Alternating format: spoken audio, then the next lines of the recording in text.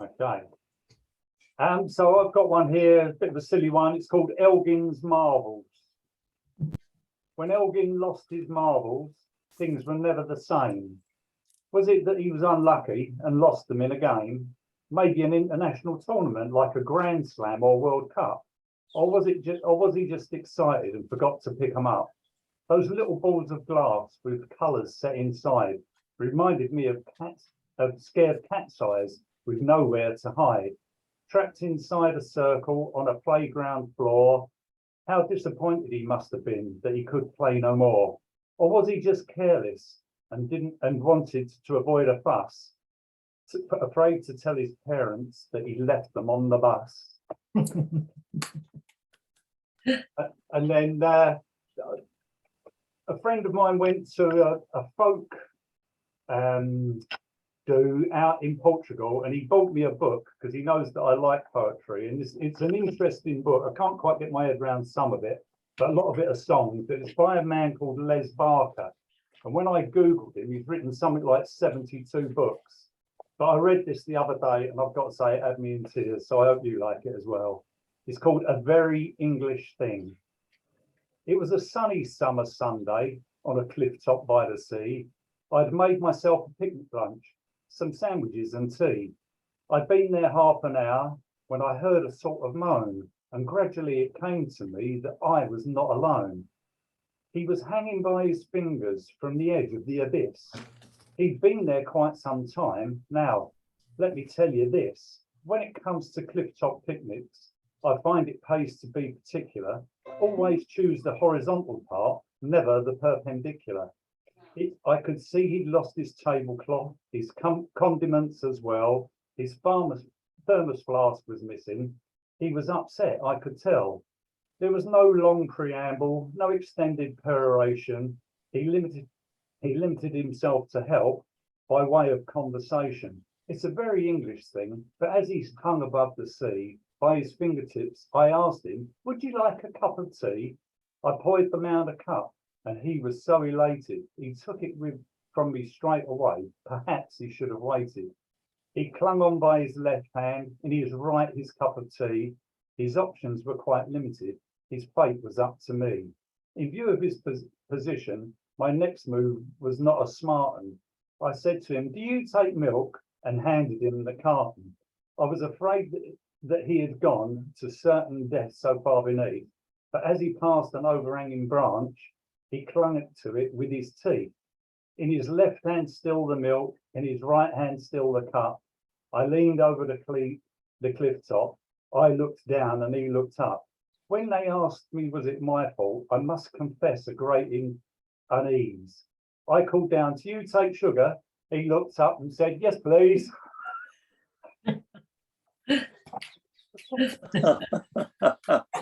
Oh, it's very funny. I'm afraid your Elgin one was all Greek to me, but you know. Oh. Fair enough. No change there then. But that one, yeah. Nice one, guys. Well done, Mohammed, as well. So we're going to move on to Ruth now, please. Ruth. Okay, well, the first one was written after a trip to Australia, and it's called Fall of Dark. After a day of tropic heat, dark came quickly, with the chirr of insects, hiss of sugar gliders, hoots from unfamiliar owls. A day we thought would end in twilight shut like a door, and in the darkness frogs burped, then swelled into a throbbing chorus.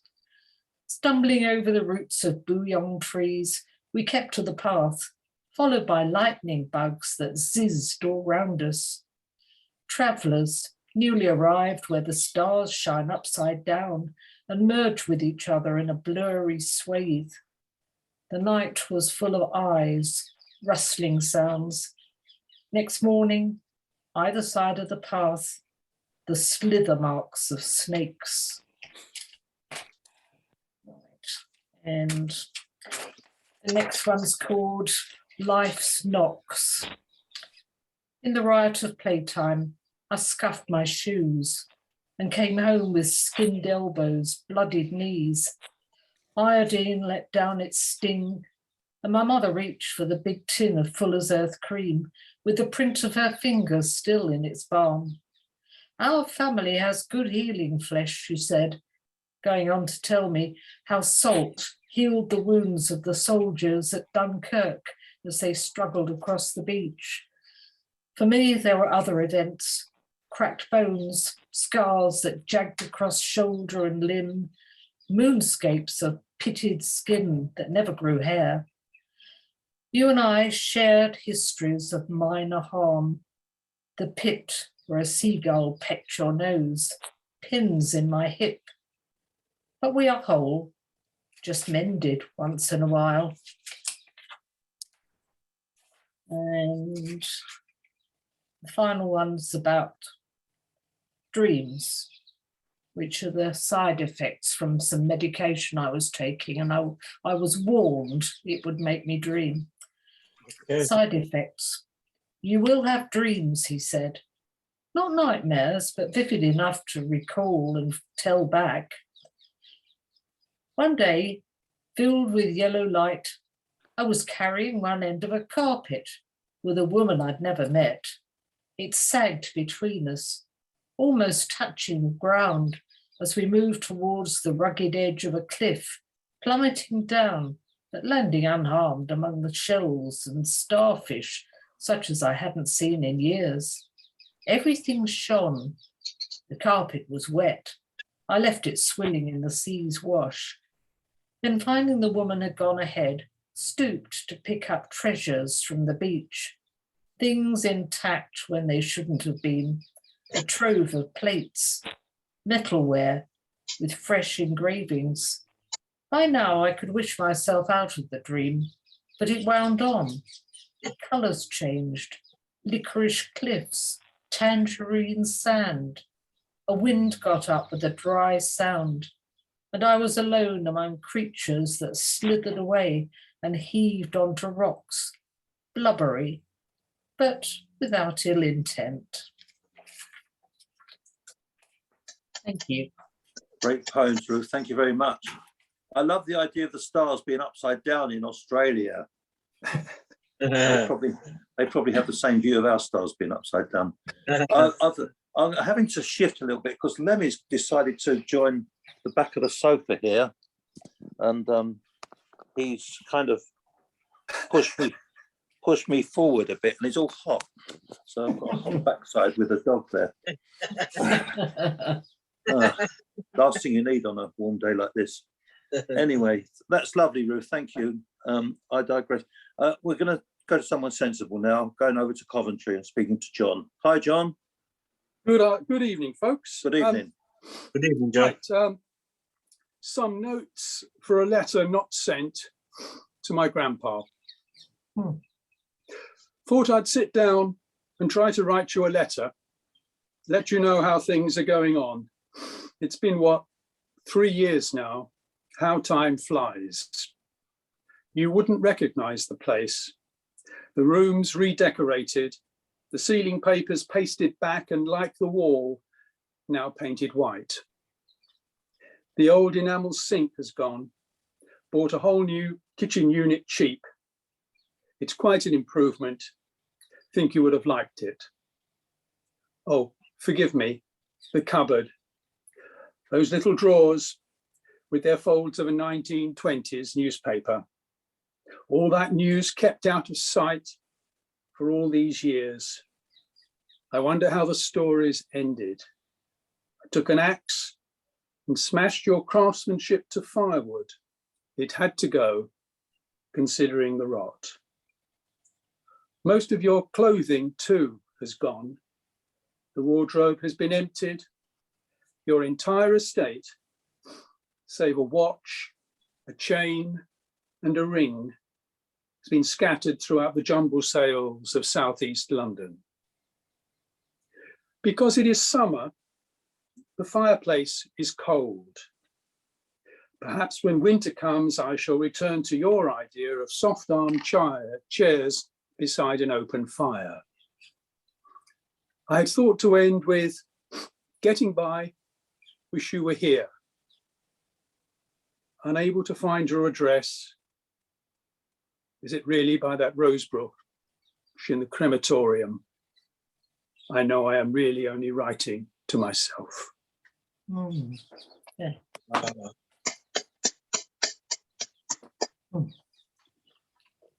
Excellent, John. Have you got another one for us, please? That's a fantastic poem. Thank you. Thank you.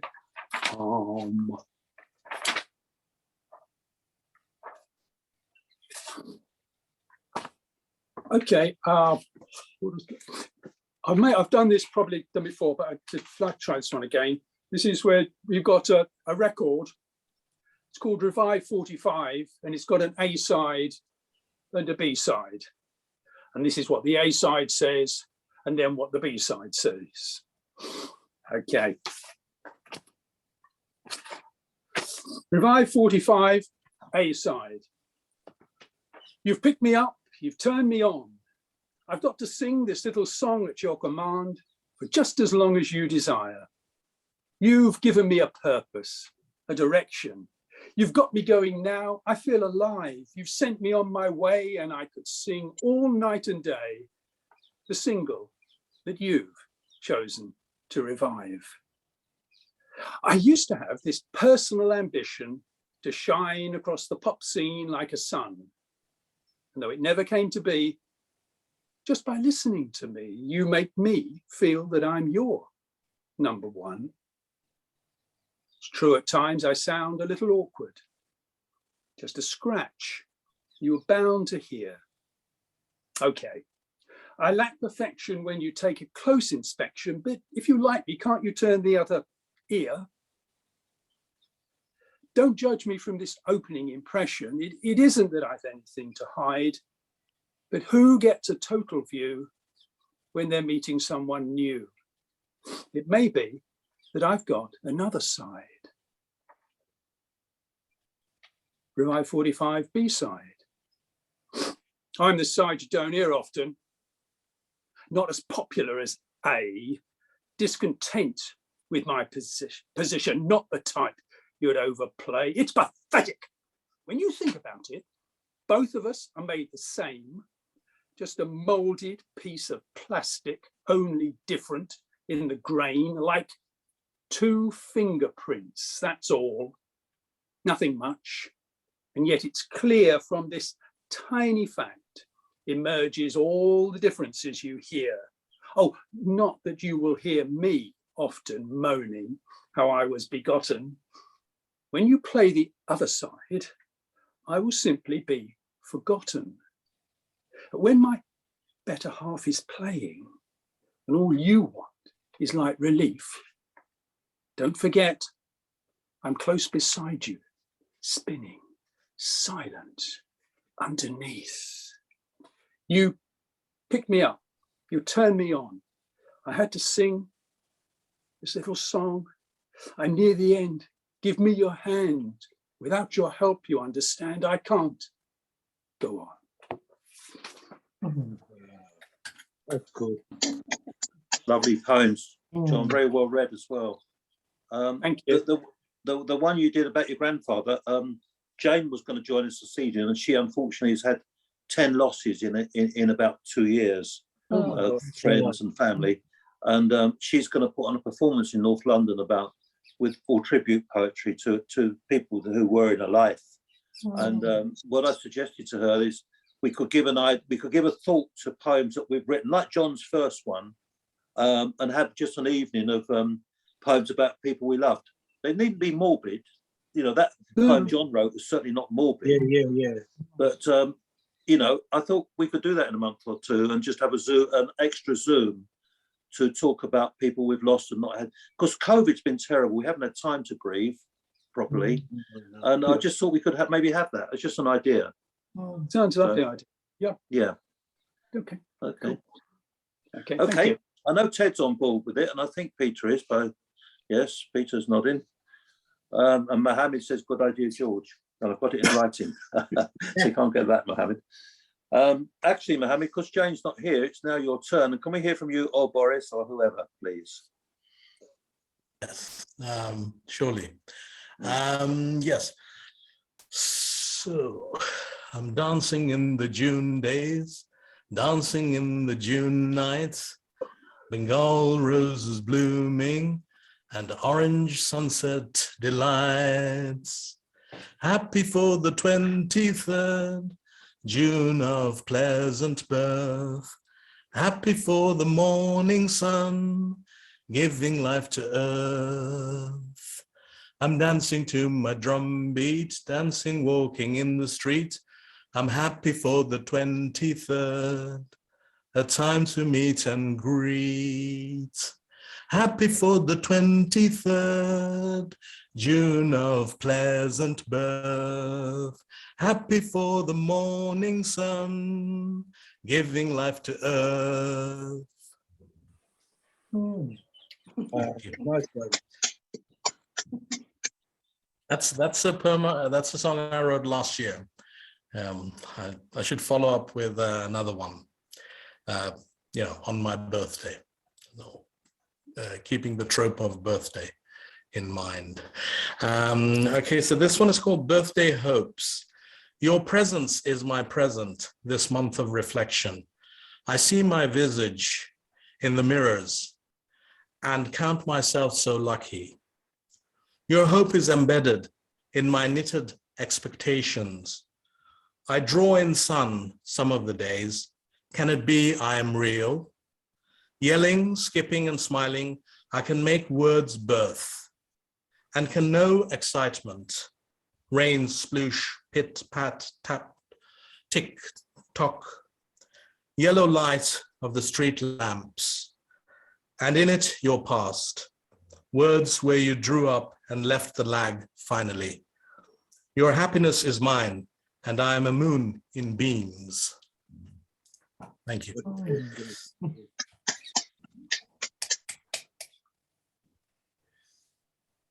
Okay, so I thought I would say a few things, and as a matter of fact, I was expecting it to be a work event. I didn't think it would be anything else,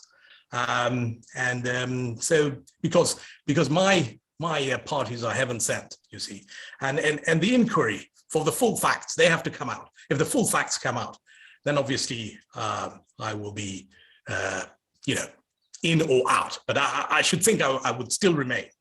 And what that person said was wrong, absolutely wrong. Mine is not a sad song.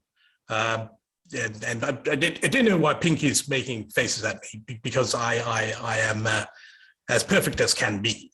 I thought we were well within the rules, but we were schooled, and I didn't like that, and I suppose that's the kind of person who's paid to kick me out of the office, and I understand that, but I am completely flat, and I'm proud, and Captain Hindsight is saying that the economy is in trouble, but obviously the economy is not in trouble because I say so.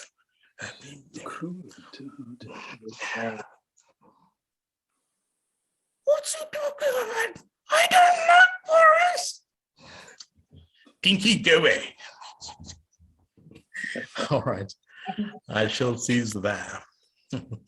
Right, I'm very glad you clarified things today, because just persuading us that we're actually at war with Russia, not with our own party. So well done.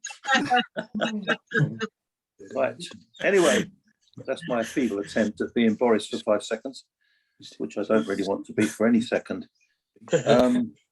So Vivian, can we got some melodious poems from you, please, as usual? Yes, Lovely. I've got 2 poems I'd like to read. First one is to do with mornings, and I called it Untouched Day. First thing in the morning, slow wake up. Listen to nature's voice permeate the silence. No man-made sounds at this hour, just gentle bird song, the occasional animal call. I lie in the beginnings of the dawn, watch the sun begin its day in the east, shimmering on my horizon.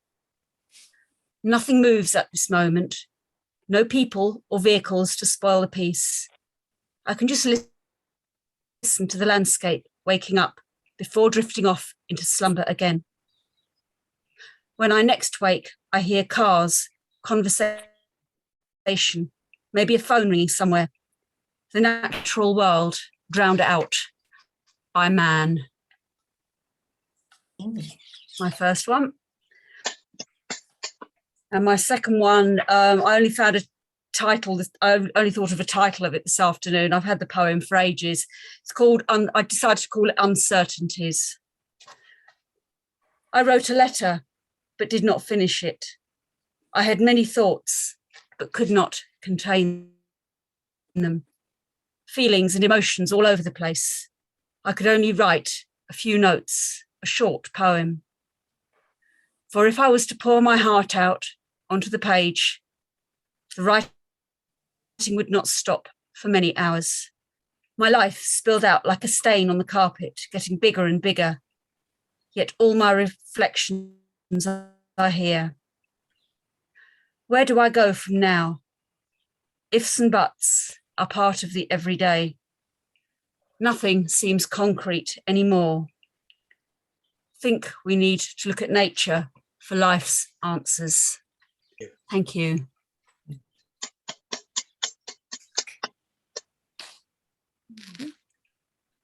You're muted, George. Very true, Vivian, very true. I was muted as well, but what your poem was very full of Thank a you. real sense. Thank you. Thank you.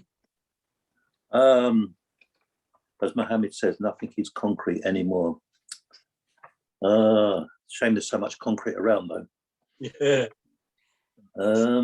Jim's not here yet, but we do have Lorraine. Oh, You good to thanks. go, Lorraine? Right. I've got one about my grandmother who lived it out till she was 90, and Oh. she was born towards the end of the 19th century as well. But she and my grandfather emigrated to London, and my grandmother always thought it was uncivilized because nobody wore gloves all the time when they went out, and it used to fascinate me to hear that. Also, she missed it a great deal, Riga, because it was so beautiful there, and it's not quite the same as Sandringham Road, Dalston Junction. Anyhow, this is a pantoon as well, so I don't mind if you go to sleep. And I'll start. It's called Females Here You Mocked Weren't Civilized. Males here you mocked weren't civilized. In Riga, gloves were measured to size. How could you snub working women, sneering at their low social grade? And this was your sanctuary, the British Empire, you trivialize. Never grateful for the goodwill your new motherland had displayed. How could you snub working women, sneering at their low social grade? You followed your husband to London, to a home that was waiting for you. Never grateful for the goodwill your new motherland had displayed. As a family welding business was founded, able, fearless, and grew. You followed your husband to London, to a home that was waiting for you, though you might have preferred to curtsy to any Latvian pogrom. As a family welding business was founded, able, fearless, and grew, you might have tasted a more modern era and urged you to a new freedom. There's no sign of Ivan the Terrible in this small island, ready to fight. And this was your sanctuary, the British Empire, you trivialise. In the UK, with all rolled sleeves up and insisting all having their right, females here you mocked weren't civilised. In Riga, gloves were measured to size. So that's all she thought about Riga. I'll read you a smaller one now. This is called, Might You Ever Have Contaminated a Lake? Might you have ever contaminated a lake, for goodness sake? Were you not donned in a tight water skiing suit, covered in neoprene from head to foot? Grenoble in France has decided whatever any swimmers want to wear, including a bikini or burkini, not for far-right Marine Le Pen or Mussolini. But Elton Baths was always ahead, compulsory. You could never say no. You were shoved under the shower or could not join the flow. What you wore would be highly disinfected and clean, so burning some unusual outfit would have been very mean. So that's what they should do. The swimming pools in France, they try to have a law to people not have bikinis, but now, thank goodness, the act has gone through. So I'll read more later. Thank you. Thank you, Lorraine. You are adorable because you show us that us older folk can always have a swipe at intolerance now and again, and keep the flag flying there, Lorraine. Of Lovely. course, yes, and Yes. acne bars as well were very good. Acne bars. Absolutely. Right, we are now going to the Isle of Wight. Metaphorically speaking, we're going to have a word with Steve. Hi, Steve. Hi everyone, thanks very much, George. Yes, thanks for having us. And what you're about to hear is going to be slightly experimental, so any feedback would be useful. I'm going to start by reading a poem, but I'm not going to be just sitting down. I'm going to be also reading from the back of the room, because I am assured by my tech man that you will pick up my voice from the back of the room just as well as at the front of the room. So we'll soon see. So after I read that poem, I'll pass over to Maggie Sawkins, who's going to read a couple of poems as well for your delectation. So the poem I'm going to read is part of a longer poem called Alter Ego, and it's the climax of the poem where there's an artist and there's a poet and they're arguing. And this is the artist who's having a go at academics and then kind of giving his idea of what art should be. Those that study fret away at sources feeding current theories of the day. But is it art? They try, of course, to write the next best word on Ovid. Some translate in language of the day. How great those verse translations aim to be. The lines will scan, the meaning seems so well researched linguistically, but it's not art or poetry. Historians will walk the walk and cross the line, but truth is hard. They cannot paint or write good verse. Occasionally they write good prose, but poetry, we may lack knowledge, that's okay, for too much knowledge crushes art, with many options, lack of wine, or waking up and writing down the first thing in your head, bypassing what can pass for thought these days. Ye gods, this is a poem, not a lecture on an Excel, but the spirit's there in voices floating, playful teasing, free from damning moral tones, divergent like our city life, negotiations, finding truth in spaces in between what's spoken. This is art.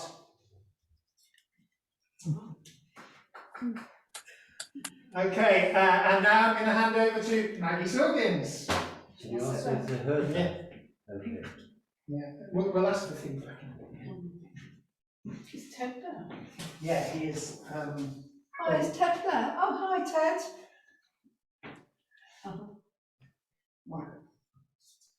So I first met Ted at the Oxford Poetry Festival. Don't know how many years ago, a long time ago. And he organised a reading in the Botanical Gardens. Yeah. You had to bring a poem by someone else, not your own, to read.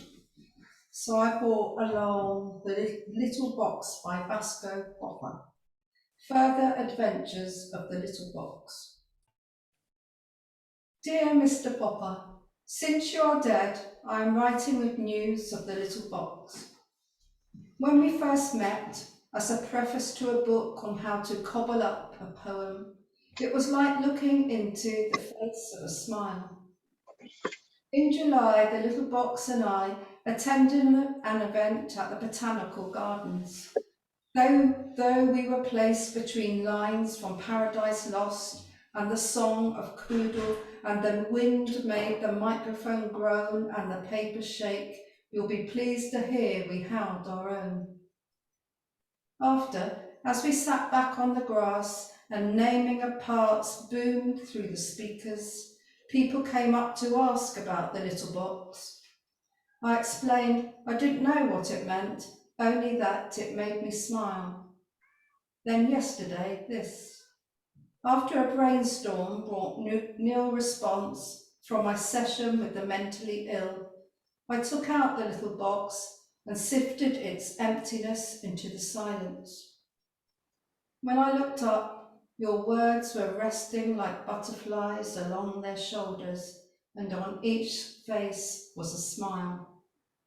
Sleep tight, Mr. Popper. I'm taking good care of the little box.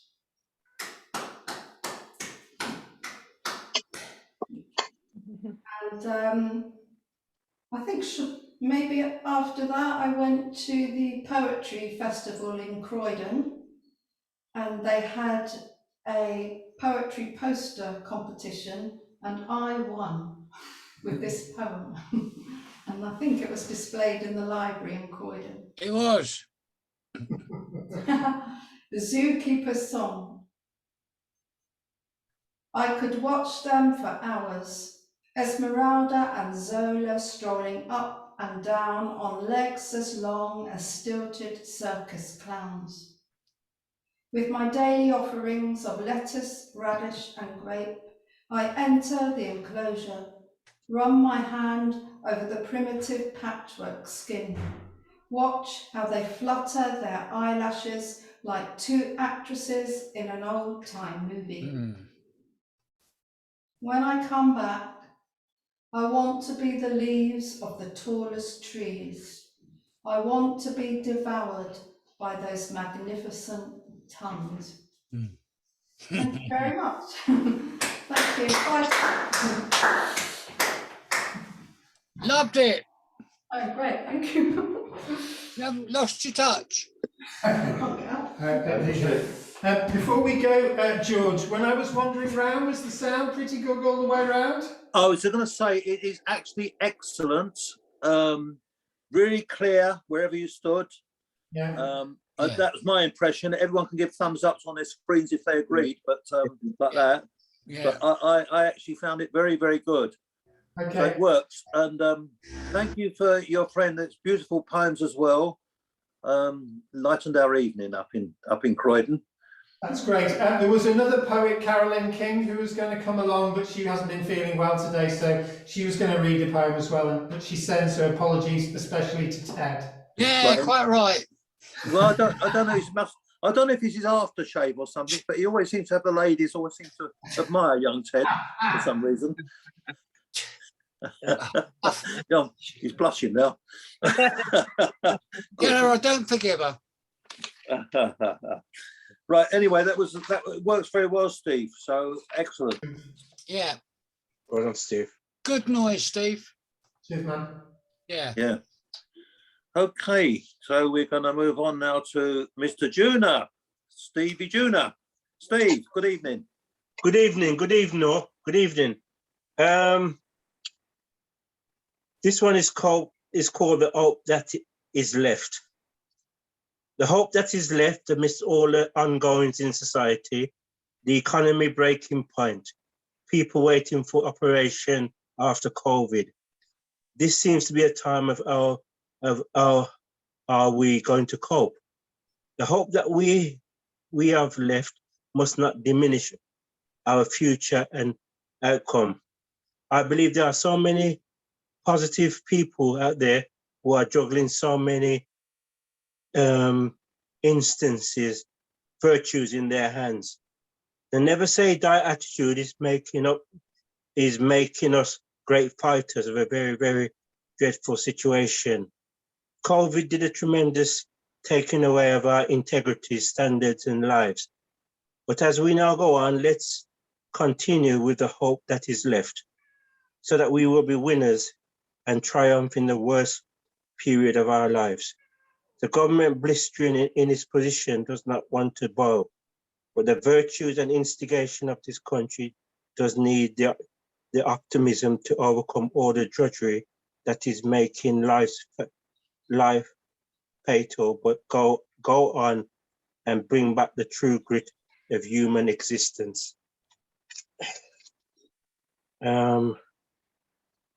This one is called The Queen. Their Majesty 70 years on her throne, as the jubilation centered around her, the Queen of England, the great monarch of this age, who has reigned with the same dignity and example, especially when she first came to the throne 70 years ago. I wrote her a congratulation letter over her longevity reign over Victoria, and I also congratulated her on her 90th birthday. I had responses for my thoughtfulness and manner, acting the way I did. Growing up in West Bromwich, I was everyone's best friend, whom everyone liked. always a people's person trying to bring joy and fun to my mates. Coming to London in 1985, I embarked on studying at Lewisham College after 30 years of rehabilitation after depression, and then went to Goldsmith College where I did Caribbean studies. I was always different in what I did, which was the spur when I was in West Bromwich. Happiness has now come back to me, and I am thrilled that I can have the audacity to write the Queen, even on her 70th year reign, to embark my part as a citizen of Britain with bright ideas. Thank you very much. Thank you. Thank you, Steve. Hang on to the songbird of happiness. Thank you. Thank you. Thank you. Yeah. Now I'm going to go to one of my mates here, Mr. Ted Smith Orr, to hear his words of wisdom. I'm no mate of yours. Well, sometimes you are. When you say Palace is okay, I don't feel too bad about you, but it's that bloody Charlton obsession you've got. It's not too good. It's good. Anyway. Well, they were around before Palace, so they have priority. Crippled Alice is always better. For a couple from this book that's never going to arrive. Let me have a light on. Yeah, I'll give you rooftop internet. Along the terrace, houses form a circle surrounding gardens. From yellow stock extensions, terracotta soldier bricks shine over arched openings, and blind windows stare out vacantly. But eyes with slated eyelids observe the rolling seasons, changes on the land and personnel, and doorways talk up information from the side. From rooftops, news is shouted from houses, shops, offices and factories, into villages, into towns, to cities around the country and overseas who quickly pass their information back. So when they say it's in the air, it's true. So beware your infidelities, indiscretions, because when you think no one is watching, they are. Right, camera's on you there. What you do in your back garden? Right, whilst we're in the gardens, Paradise Gardens. Fingers of the morning creep across the rooftops, bringing daybreak round the chimneys, sliding up the stairways, waking sleepless bodies from their beds, treading softly through the gardens where dreams of cultivation are extended into farmlands or to Kew. Jinx gently over Wembley, it might have been the Oval or Wimbledon, where games make children adults and adults turn adults back to children once again. Past the pond of fantasy and the children's nursery, where rhymes were read to babies on the grass, climbs the sculptured statue reminiscent of Picasso and homemade hands of Rodin on the fence. Round the garden Barbie, where everyone got arty at a recent party and bragged of new extensions, but forgot about the dilapidated shed they fled. The fingers in the morning wake their expectations as they dawdle down the stair to dull electric light. Outside, the booming traffic, the shrill of economics, the shudder of machines on factory floors that turn back gardens into family paradise. There. Think about that. No great philosophy needed for that. A little home sanctuary in the garden. Thank you. I can hear noises. Is it in my hearing aid? Well, you want another one, Ted? Because they're I lovely don't poems. care. It may make room for someone else. Come. Okay. Well, we haven't got many readers tonight, but Oh well, there is part two if you're up for it. But I don't know. I'm up for it. I'll have a little trains then. All right, then. All right, I won't have trains. Right, next one. Okay. Next person. You've got a lovely turn of phrase, Ted. I'll give you that. Yeah. Okay, Peter, it's you. Right. Well, I've got the poems from Joe Sanders I'm going to read first, which he wrote on Wednesday. Flower power. In Holland, 7 million blooms make their declaration of love in the Keukenhof tulip garden. They even outdo the 3,000 couples in a mass wedding in South Korea. I am a one flower person myself, but which one I am, I can't be sure. Although technically I might qualify for the mature charm of the orchid, I can't lay claim to their exotic beauty and refinement. And anyway, they always let me down when I try to cultivate them. It's quite a long time since I could compete with a daisy in all its innocence and purity, though a gerbera daisy is noted for cheerfulness, irritating at times. The sunflower amazes as it stretches to the sky, but adoration and dedication can stifle. Perhaps, after all, I might turn back to the sweet pea, which I grew among radishes and potatoes in my childhood patch. I used to make a posy and lay it on the grass next to my mother, hoping she would smell its scent and wake up happy. Added to its delicate pleasure and bliss, I also like that it's a symbol of departure after having a good time. So that's from Joe Sanders. And Gordon Thompson, haiku, new roses will bloom for others after we've gone. New birds sing new songs.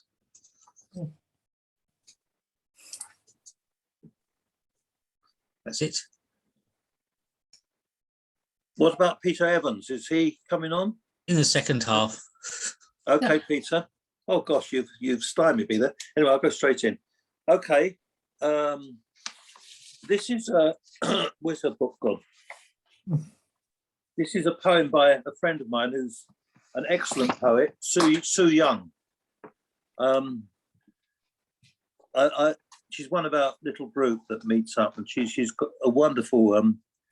But the print in this book, which is called "The Robin Sings at Midnight,"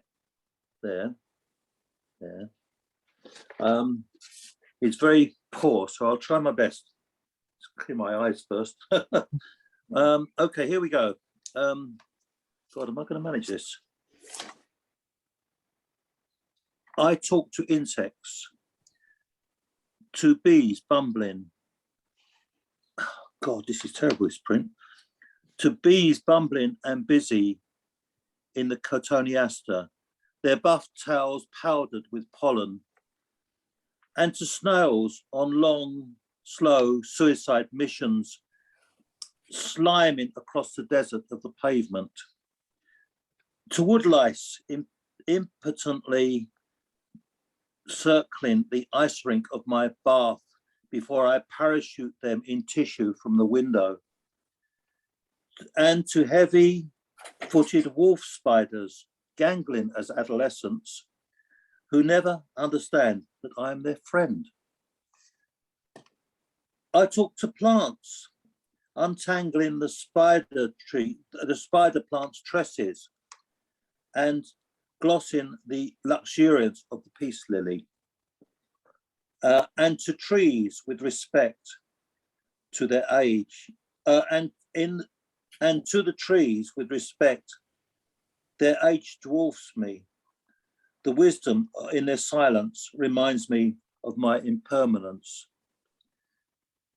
I talk to birds, pigeons bold with curiosity, pecking at the boundary of our worlds, and the imperious crow strutting and confident, plotting with bright intelligence to control me, to the dunnocks inconspicuous and industrious, scavenging the earth like miniature hens beneath their bedroom in the viburnum, and to the robin, my gardening companion who sings at midnight through the cold winter to the moon.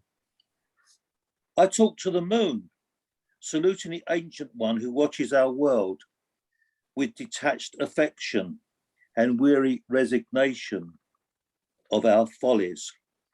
I talk to myself, and that is where my problems begin. I think it's a lovely poem. I think it's a very, very good poem. Right, now, taking up Now, Steve's theme of art and poetry, Steve. See, I can do poems about art sometimes. This is based on All the Young Dudes. I don't know if you remember David Bowie. He's in the news at the moment. All the young dudes follow the news. That one. Anyway, it's my take on all of them dudes. Vincent took a shotgun, knew he'd never go to heaven. The sunflowers and starry nights died at 37. He didn't want to stay to be 38 someday. Frida's flashy clothes made her look more hip, with a monkey on her shoulder and a moustache on her lip. Rembrandt got his pockmarks covering his face, died without a penny, diseased and in disgrace. The galleries have gone crazy as with their cash they part. No pity for the painters who died for their art. Now all those square cubes get many views. Grayson's looking sweet in a pretty frock. He's not so poor, in fact, he's got a lot. We can love, oh, we can love, write a poem or a song, embrace our other gender now that time's moved on.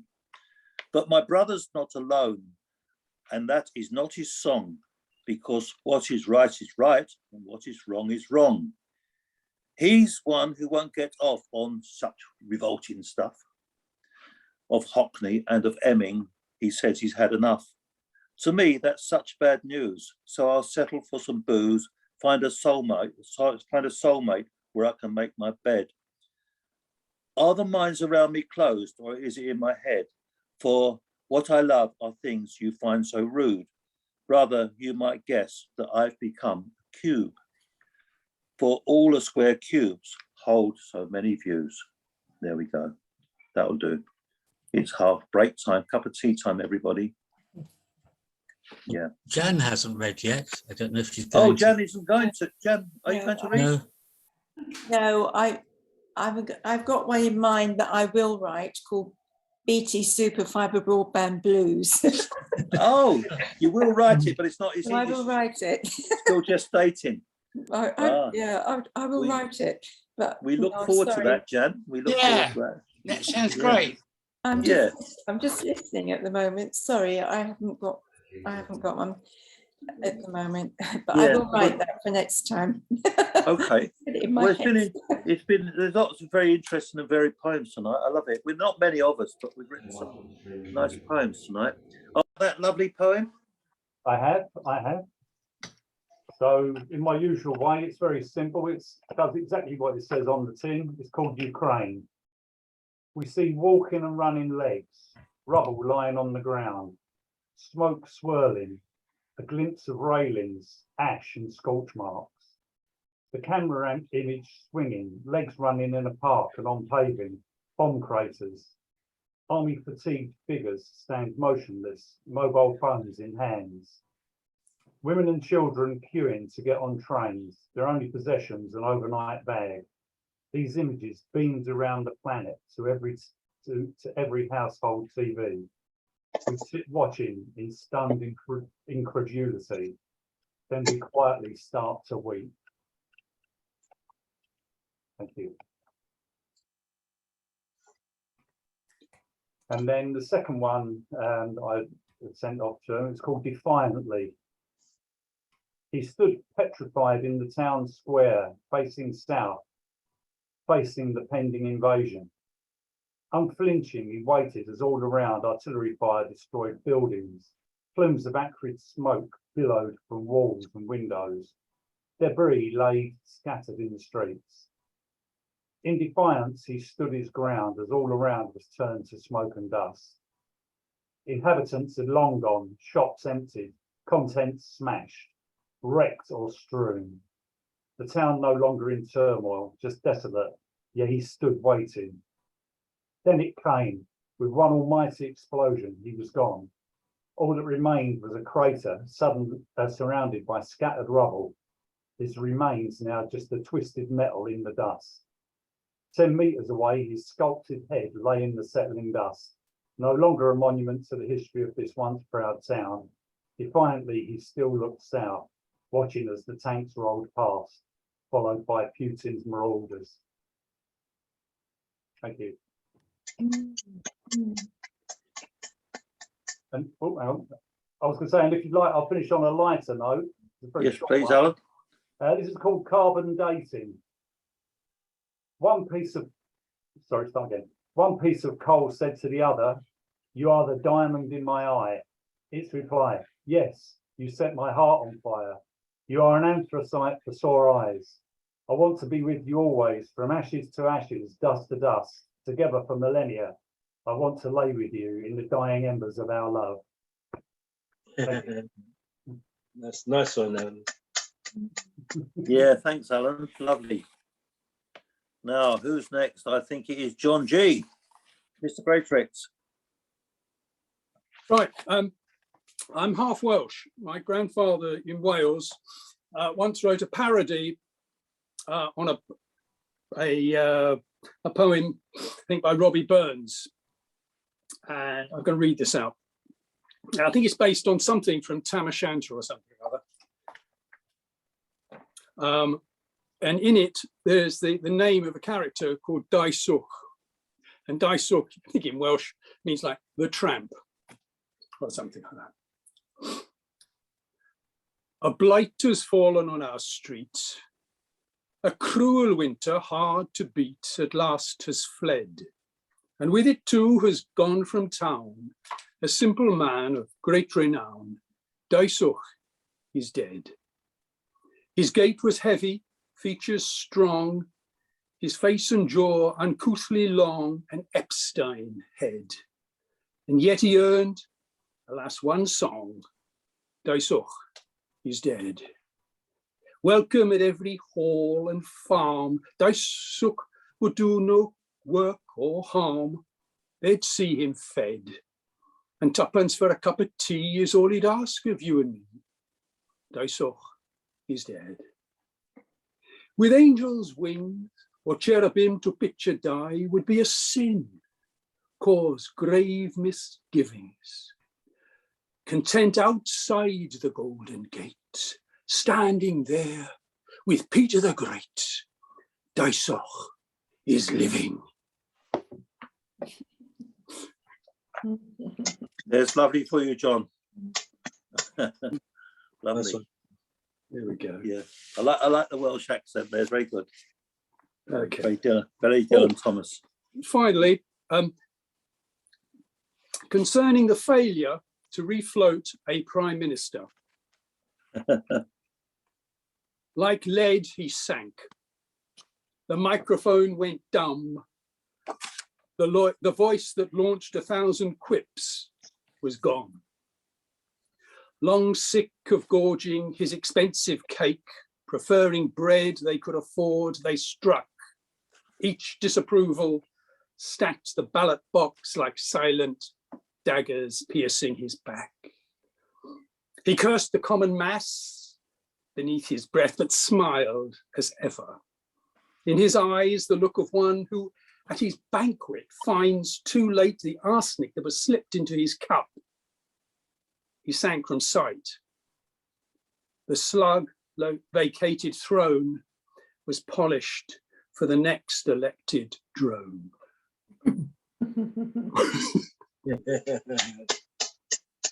Your poems get better and better, John. Carry on writing. Love them. You know, I wrote that about 40 years ago. Really? Previous Prime Minister. Yeah. Wow. May I ask which one? Do you know, I don't know, I've got to check the date I wrote it. Hang on. 25. Just going Callahan? to 25. Like Letty sank. Oh, 1974. Ted Heath, probably. Probably Ted Heath, yeah, I would imagine so. Would it be Ted Yeah. Heath? And that was about when Wilson came in, wasn't it? But it's very apposite to Boris, isn't it? It's kind of. Oh, I know. Yeah, no, I on. haven't looked, I haven't seen it for about 30 years, and I just came across it. And blimey. Well, You it's look- what you know- what goes around comes around. I know, Kate Bush is #1 in the hit parade at the moment, so there you go. It's Yeah. Oh, well. amazing. Yeah. Climbing the hill or something. Yeah. There you Oh, go. it's like the old girl, yeah. She's only 63. She's Not that old, not by my standards. So, John, we're going to go to Mohammed. We're going to go to Mr. Johnson, Boris, or AKA Mohammed. Yeah, Mohammed now. Boris has fled. You know, as soon as I started, I had a bit to eat, and he went off, and he's arranging a party, but it's a legitimate party now. But he stands by his record. Anyway, now, always a reason to cry. There's always a reason to cry. Looking at the world with renewed vigor, the eyes avoid water. No brine now, but like splashes, maybe a sploosh, a lake. It all looks so new. I was born of many yesterdays. You may be as happy as polished glass or cut diamond, but there's always a reason to cry. Tired body of the fallen man from the higher tier, and once prized Eden, no tears when there's less joy. Tears of joy emerge from the wells of used emotion for love or hunger, fear or exaltation, boundless grief and pity. There's always a tear. There's always a reason to cry. Thank you.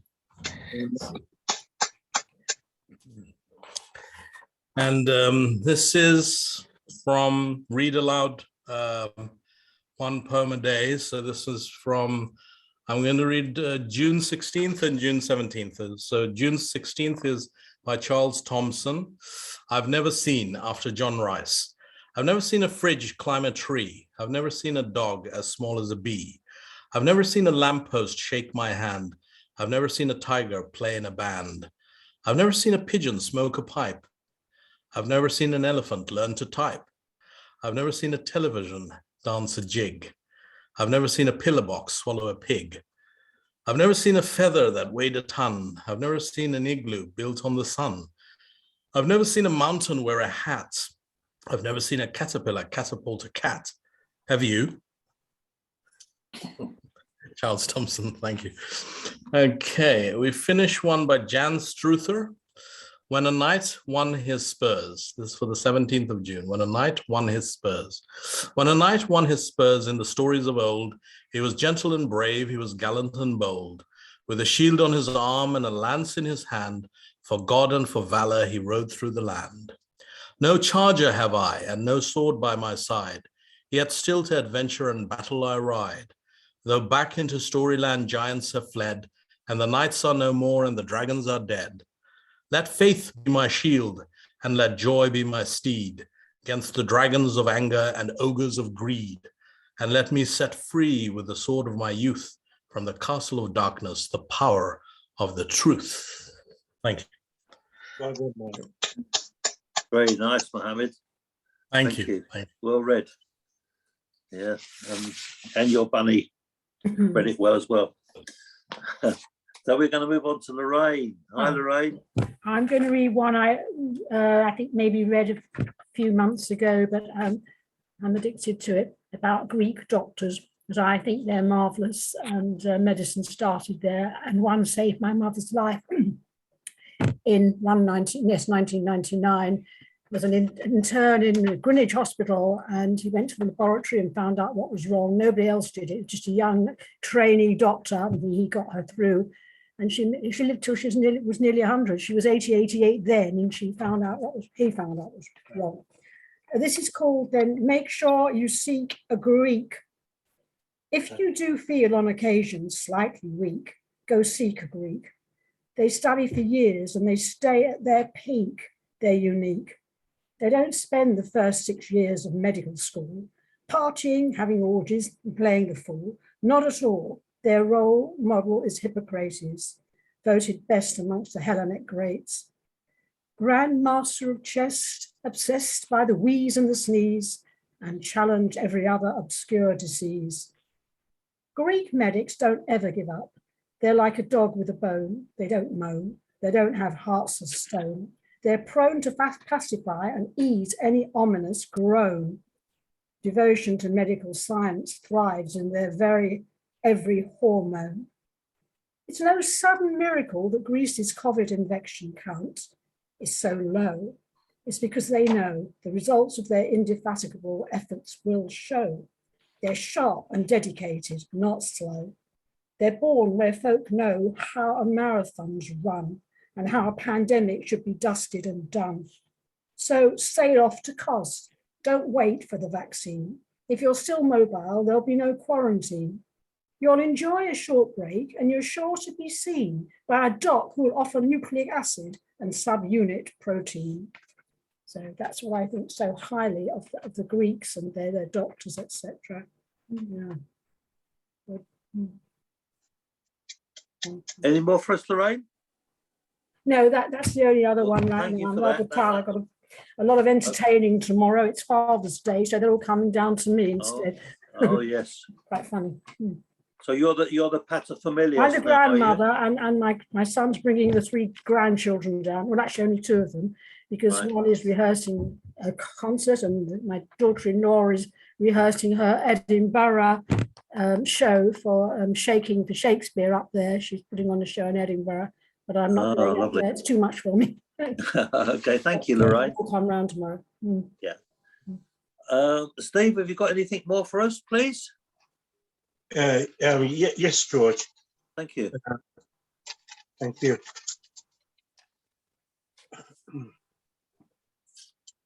The sunshine. As the sun shines and the warmth of the heat brightens up the place, I feel really assured and thankful for this beautiful spell of weather. We owe it to ourselves that this weather continues to give us heat in all its capacity. This country, with its many supporting of charities and doing good deeds to helpless people, this deserves the honor and praise of the Lord for being kind and helpful. Sometimes I shed a tear when I see images of animals on TV treated badly and terribly. I support charities like Sponsor a Puppy, Great Ormond Street and Jaguar. It's the most I can do. I feel happy and proud that I can do this. Even sending money to the Salvation Army and UNICEF. My adulation continue. So sunshine, shine away on all your glory and continue to give us the positive medicine of your wonderful heat. This one's called My Dad. My father is in arms in Smethwick, West Midlands. He came to England in 1955 and worked on the West Bromwich Corporation buses. He met my mum and I was born in 1959. He was a very intelligent man, but was glad to leave Jamaica at the age of 19 to get away from his dad. In Jamaica, his dad worked him like a slave. I suppose that's why he was so uncommon towards me and left me to get on with things from the age of 10, especially when he got married again and lived with my stepmother. At the age of 10, I was going to Tesco's to do my shopping with the rent money from the 2 tenants that lived in the house. My dad didn't pick up on my capabilities and didn't attend on my parents' evenings. It's not surprising I ended up having a breakdown at the age of 17. When I came to London in 1985 from Birmingham, I lived with my grandmother, who I looked after. When I unbelievably got married in 1999, my grandmother told me to invite my mum and dad, whom had nothing to do with my life. My grandmother said, let them see how you have advanced, and the person you have now become. Incredible. Thank you, George. Thank you, Steve. Lovely. Thank you very much for those two. Very good. Now we're going to move on to Ted. Hi, Ted. You're muted, Ted. I'm not now. No, you're not now. I'm unmuted. That was fabulous, that poem before. Can you hear? Yeah. Yeah, I'm saying that was unbelievable. Thanks, Ted. Little life story bit. Thank you. I can't remember what I did.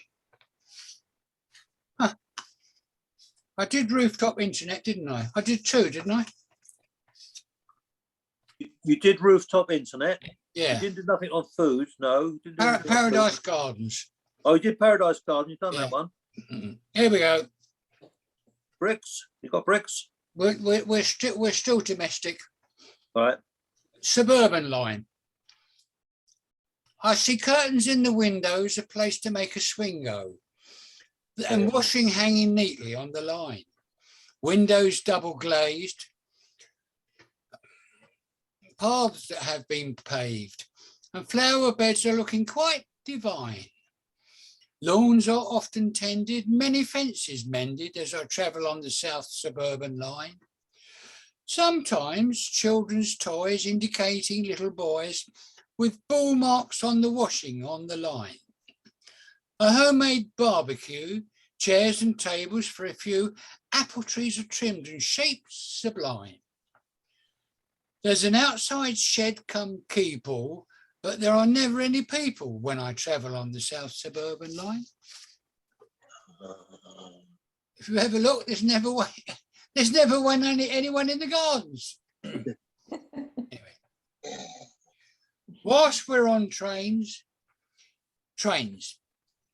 there were always trains, thuds of chains and buffers resonating through the train into the road, filling the yards between the terraced houses.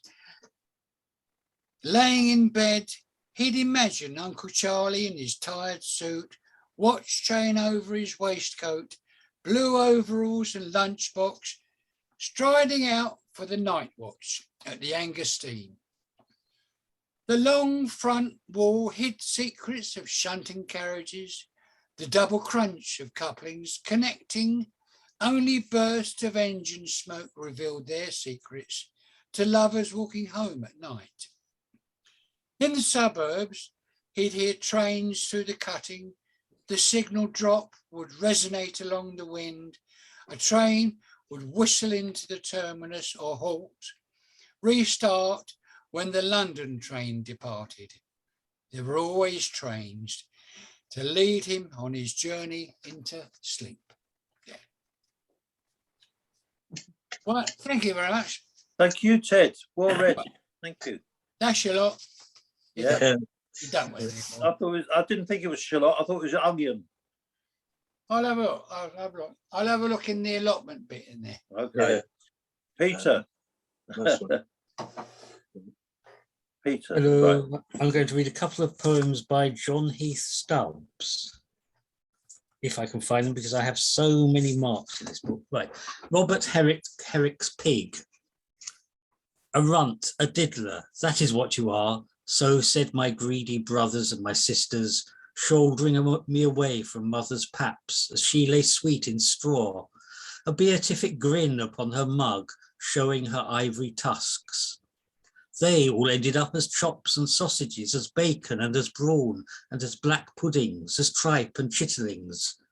But parson took me in and made me free of parlour, hall and kitchen, a sweetling pig, a nestling pig, a pretty Tantoni, that is what I am. My friend the parson is a learned man, and I a most accomplished pig, for I've been taught to swill my ale out of pewter tankards, while he sits evenings over his wine and dreams of youth and London and those mermaid days when midnight chimes ring dizzy in our heads. He squeals his little songs to Julia and other possibly existent ladies, and I join with him in the accompaniment. Hunk, hunk, hunk, snortle, snortle, snortle, gruntle, gruntle, gruntle, wee, wee, wee, wee. And the longer one, Send for Lord Timothy, for anyone who likes murder mysteries. The squire is in his library. He is rather worried. Lady Constance has been found stabbed in the locked blue room, clutching in her hand a fragment of an Egyptian papyrus. His degenerate half-brother is on his way back from New South Wales. And what was the butler Glubb doing in the Neolithic stone circle up there on the hill, known to the local rustics from time immemorial as the 9 lily-white boys? The vicar is curiously learned in Renaissance toxicology. A greenish Hottentot armed with a knobberry is concealed in the laurel bushes. Mother Mary Tiresias is in her parlour. She is rather worried. Sister Mary Josephus has been found suffocated in the scriptorium, clutching in her hand a somewhat unspeakable Central American fetish. Why was the little novice, Sister Agnes, suddenly struck speechless walking in the herbarium? The chaplain, Father O'Goose, is almost too profoundly read in the darker aspects of a 4th century Neoplatonism. An Eskimo armed with a harpoon is lurking in the organ loft.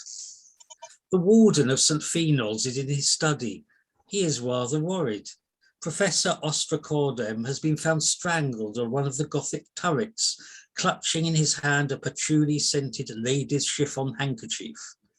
The brilliant undergraduate they unjustly sent down has transmitted an obscure message in Greek elegiacs all the way from Tashkent. Whom was the domestic bursar planning to meet in that evil-smelling riverside tavern? Why was the senior fellow, old Dr. Mousebracket, locked in among the incunabula? An aboriginal Filipino pygmy, armed with a blowpipe and poisoned darts, is hiding behind the statue of Pallas Athene. A dark cloud of suspicion broods over all, but even now, Lord Timothy Prattincole, the chinless wonder with a brain like Leonardo's, or Chief Inspector Palefox, although a policeman, patently a gentleman, and with a first in greats, or that eccentric scholar, Monsignor Monstrance, a light from the chuffing train, has booked a room at the local hostelry, the Dragon of Wantley, and is chatting up mine host, entirely democratically noting down local rumours and folklore. Now read on. The murderer will be unmasked. The cloud of guilt dispersed. The church clock struck at 3, and the year always 1920 or 30 something. Honey for tea, and nothing will ever really happen again. That's brilliant, Peter. That's much better than the butler did it in the library with the candlestick. That's incredible. John he stubbed is very good. Yeah, I love it. I love it. But both were good, but the last one was excellent. Bloody incredible. Yeah. This is a poem by an African-American poet, Paul Laurence Dunbar. I think he was what they called the part of the Harlem movement in the early 20th century. This is called The Rising of the Storm. I think he's as good as John Masefield, but of course he's not acknowledged. The lake's dark breast is all unrest. It heaves with a sob and a sigh like a tremulous bird. From its slumber stirred, the moon atilt in the sky. From the silent deep, the waters sweep, but faint on the cold white stones, and the wavelets fly with a plaintive cry on the old earth's bare, bleak bones.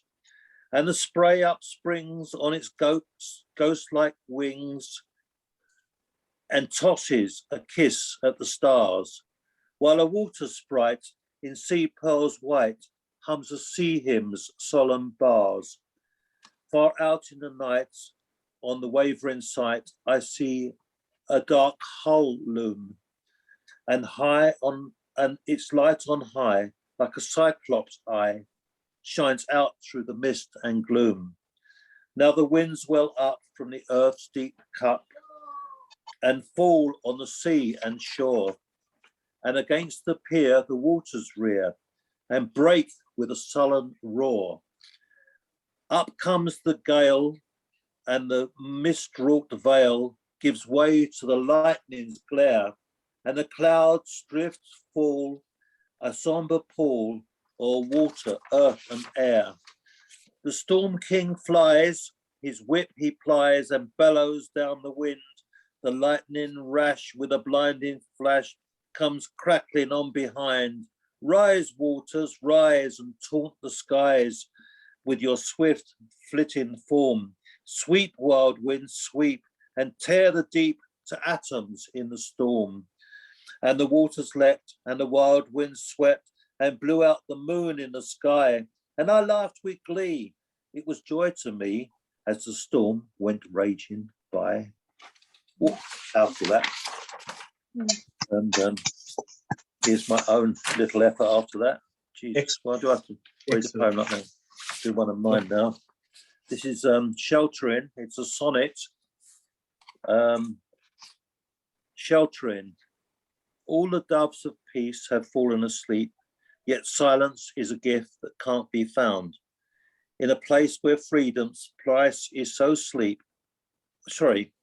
All the doves of peace have fallen asleep, yet silence is a gift that can't be found. In a place where freedom's price is so steep that those who pay it must live underground. Sustained by thoughts of past days of love, in their dark cellars they daily endure. The sirens shriek, shouting warnings above. Own daily survival remains insecure. What is left when all the missiles are fired of those shattered lives that lasted the test? Who can still pursue what once was desired before death became an unwelcome guest? It's in the children the future lies, when what they have witnessed has cleared from their eyes. And this last one, this is something I bought this chunk of wood in a Bingham, you know, one of those stalls they have in a field up in Suffolk. Yeah. And my wife, she hated it. She said it was grotesque, but I loved it. Anyway, this poem's called The Green Man. In a car boot's tail near Saxmundham, in a field in arable Suffolk lay, in a twisted tree root an old bearded man. 2 quid, said the dealer. Done, said I. You told me I had been, and he was ugly. I had a strange apotropaic thought that it was best not to upset him, for who knows what the carver invested in him. A surprise visit on a winter solstice, a bumper harvest of apples, some descriptive words written on a wall to inspire a poem. Tantamount to paganism, you say. But know what? I don't care. I'm just surprised at the speed of my attachment to my relic, perhaps reliquary. He won't be going to another junk stall in my lifetime. Has the Green Man already cast his spell? There you go. Wow. That's all done. Wow. Yeah, it was an ugly looking thing. It was just like a bit of, I've still got it somewhere, a bit of wood, and it kind of, he had a big beard on him and these eyes that stuck out. Really interesting piece of folk carving. But who knows where it came from or what it meant and who carved it. Yeah. Mystery. Yeah.